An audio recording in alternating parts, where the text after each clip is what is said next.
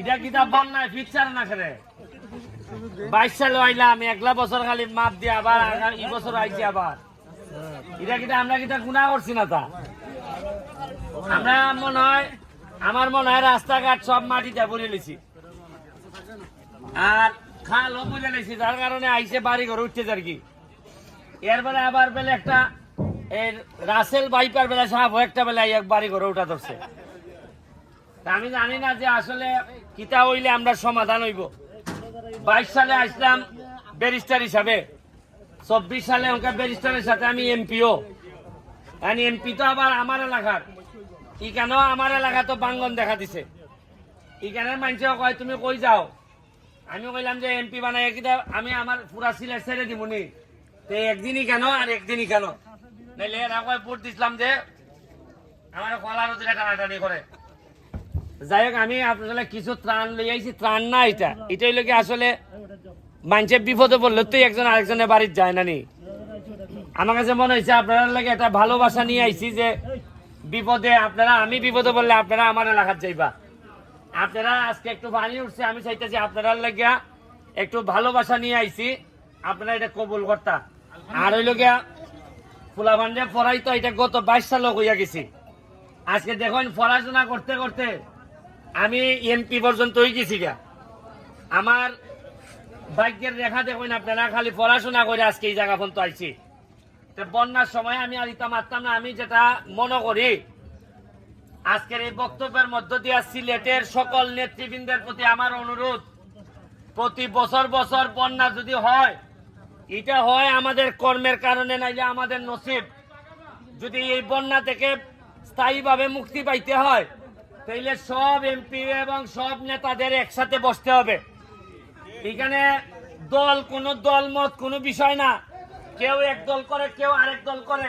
কিন্তু সিলেটের শাহজালালের উত্তরাধিকাররা যখন বিপদে পড়ে তখন আর দলমতের ঊর্ধ্বে এসে শাহজালালের মানুষদেরকে বাঁচানো আমাদের দায়িত্বের মধ্যে পড়ে এটা আমি বিশ্বাস করি আমি নেতৃবৃন্দকে জানাবো যে বন্যা পরবর্তী সময়ে আমরা বসে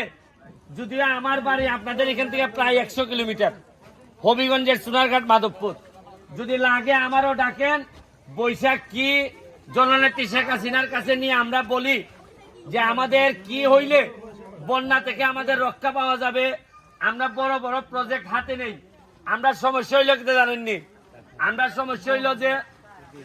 আমরা যারা সিলেটের নেতারা আছি আমি সহ আমরা নিজেরার বাইরে বেশি চিন্তা করতাম পারি না আমরা মনে করি আমার চাকরি গান আমি টিকাইতে পারলে হইল কিন্তু বন্যায় তো আর আমার চাকরি তোমার চাকরি মানে না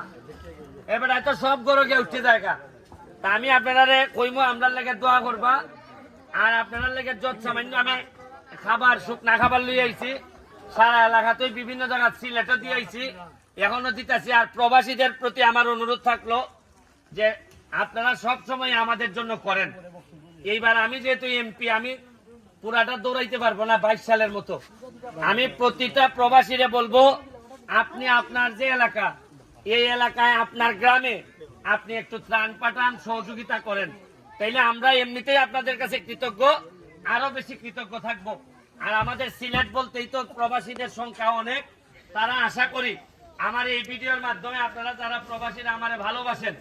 আপনাদের কাছে আমার করজোড়ে প্রার্থনা আমি যেহেতু 100 কিলোমিটার দূর থেকে আইতে পারছি আমি যদি আইসা ঘাম ফালাইতে পারি আমার যদি সারা শরীর এই হাওরের জীবনে আমার এলাকায় হাওর নাই এই হাওরে আগুনের মতো গরম এই রোদে পড়ার শক্তি সামর্থ্য যদি আমার থাকে তাহলে নিশ্চয়ই আপনার গ্রাম আপনার জন্মস্থান হয়তো আপনি বিদেশে থাকেন আপনার জন্মস্থান যেখানে আপনার কবর হবে এই জন্মস্থানের মানুষের কষ্টের সময় আপনি একজন প্রবাসী হিসাবে পাশে দাঁড়াবেন এইটা আমি ব্যারিস্টার সুমন হিসাবে আপনাদের কাছে আমি বিশ্বাস করি আশা করি আপনারা এটা করবেন।